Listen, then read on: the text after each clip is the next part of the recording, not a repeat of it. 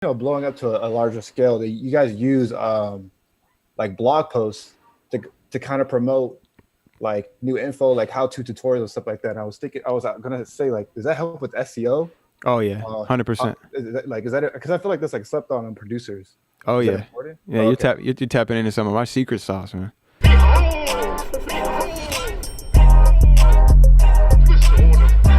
Yo, what up? It's your boy XcaliberZero, the music producer you can go with. Welcome back to my channel. If you're new here, I'm a producer who has made music for television shows, all that good stuff. I'm basically trying to help the music producer community get to that next level while I'm doing it myself. So you're following me upon the journey and I'm showing you the things that I'm doing along the way. If you find value of this channel, today I'm going to be talking about why I am personally building a website, why I've built a website instead of using just a pro page like on BeatStars or just a regular store from a different type of website or platform.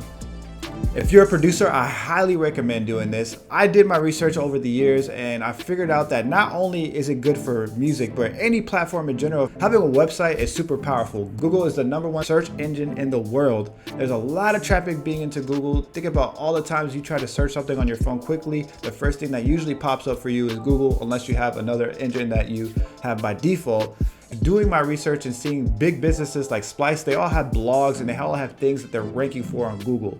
So recently, when Producer Grind, the morning show, first started, I asked that as a question because I realized that Producer Grind, when they sent me their emails and I follow their email marketing scheme, a lot of the times when they're trying to teach the producer community something, they have a blog post that they're directing you to with the YouTube video included. So I asked Dylan, I'm gonna play a small clip here from the morning show that I was on when I asked.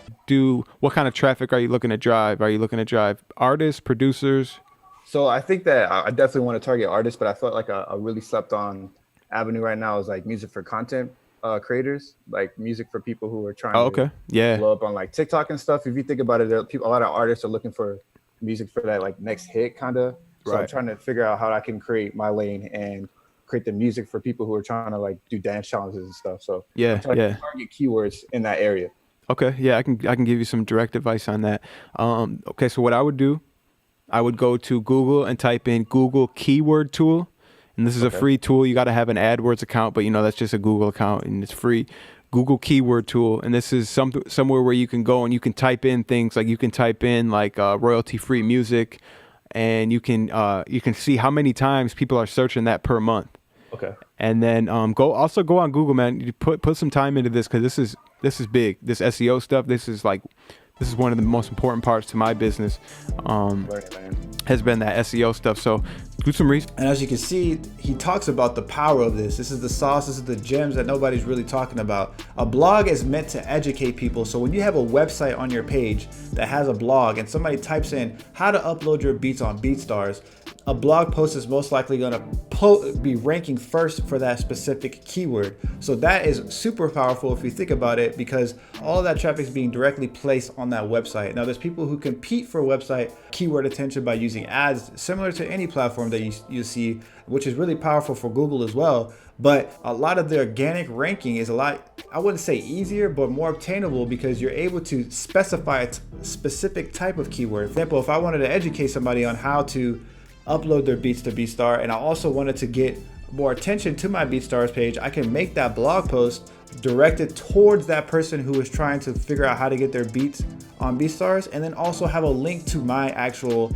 BeatStars page or my page with music included. All that traffic is being funneled into my website, and then I can redirect them to where I want to direct them. Blog posts are meant to educate people, so don't get confused. Don't try to sell anybody anything on there, but you're able to redirect people in there if you are educating them in a specific type of way. When you have these blog posts as well, you're like able to make a lot of money from it. You're able to get more ads from it. You're able to make money off your blogs, and a lot of people make a lot of money just off blogs alone. So definitely recommend looking into that. Another powerful feature about having your own website is ranking for landing pages. And I'm not talking about like a ClickFunnels landing page. I'm not talking about just a regular landing page where you're trying to sell something. I'm talking about specifically creating landing pages around specific keywords. So if I wanted to sell lo-fi type beats or lo-fi type beats for coding, more specifically, if you look on YouTube, there's a lot of people looking up that stuff. A lot of people get views for that, making playlists directed towards people who code. So if you have a website that has that music, directly specified for that type of person, you're going to get more of that traffic if you're ranking higher. That's more traffic to your website. That's more sales for you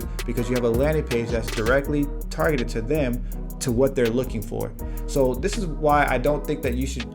This is why you don't sell anything on a blog post. A blog post is meant to educate, a landing page is meant to sell. So you can do this for any keyword. You can have multiple pages. Like if you see here, I have a landing page that is directly to Voicey. I've talked about Voicey before. I'm not sponsored by Voicey. I don't work for Voicey, but I do think it's a powerful tool for the music community. So I'm targeting people who are looking for the full instrumental of beats on Voicey. And the reason why I'm doing that is because Voicey on there, artists are able to sing on the beat, but they don't have the full beat. They have a loop of the beat. So I direct the people who are looking for the full instrumental beats on Voicey, but I'm directly targeting that specific type of person. So think about that in the scheme of anything that you're trying to sell, a Drake type beat, an acoustic R&B type beat, any type of keyword that you're thinking of, you can make a landing page, and this, you can copy pretty much a landing page you already have and change it and direct it to that specific keyword. And this isn't a page that's linked on your website. You can't find this on your website or my website at all. You have to be searching for this to be able to see it. And then there, you're able to sell from there. So that's more ways to get more traffic, more sales from your actual music. There's a lot of opportunity there when you're trying to sell your beats there. So definitely look into that. Also, let me know if you have a BeatStars page or what kind of platform are you using to sell on your beats. I'm interested to know. Let me know below if you use SoundClick or Airbit, if there's a website or a platform that you're using that's not really popular. Let me know below. I'm definitely trying to listen to the community and figure out what you guys are using as well. Another powerful thing about these websites are the tools and resources you're able to use. So you're able to break down what a person is using for their website. There are pages that are free that you can use to figure out what plugins and what people are using for their specific website.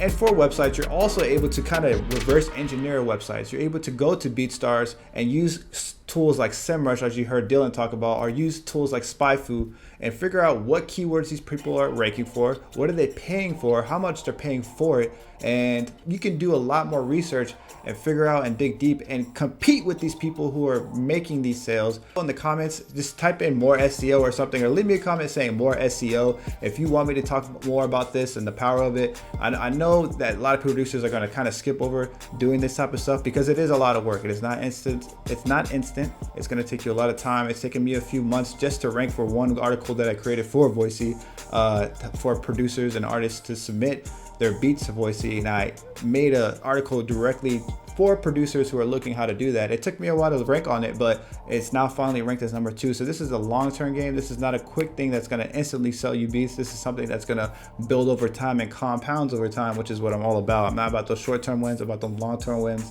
So if you are looking for more content like that, please put more SEO below. I could talk about how to build a blog page or more stuff like that that's more directed. So as I mentioned, there's so much power into this. There's landing pages, there's blogs, there's keywords that you can pay for, ads and stuff like that. There's so much more benefit that you can get than just using YouTube's traffic, to take that traffic from YouTube and put it on your BeatStars and giving BeatStars that traffic and then hopefully making a sale and getting those emails.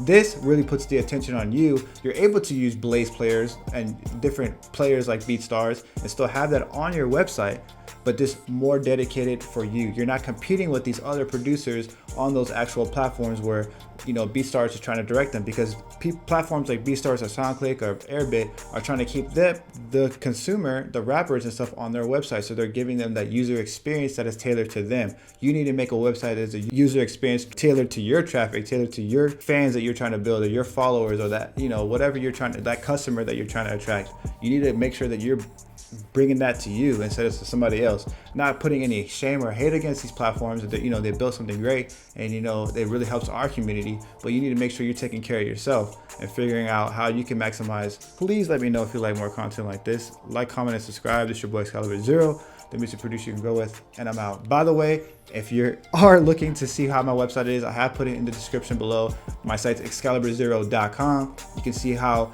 I've been building it. It's definitely still in the works, but I have put a lot of work into it, and it does take a long time to kind of just figure that out. It's like it's like trying to figure out FL Studio all over again. I'm personally using WordPress. I know people that use Wix and stuff like that. I think that works as well, but I personally use WordPress, and I use the different plugins that are on there that are really powerful. So please be sure to let me know if you want more content like this. Check out my website, check out the merch, all that good stuff. It's your boy XcaliberZero, the music producer you can go with, and I'm out.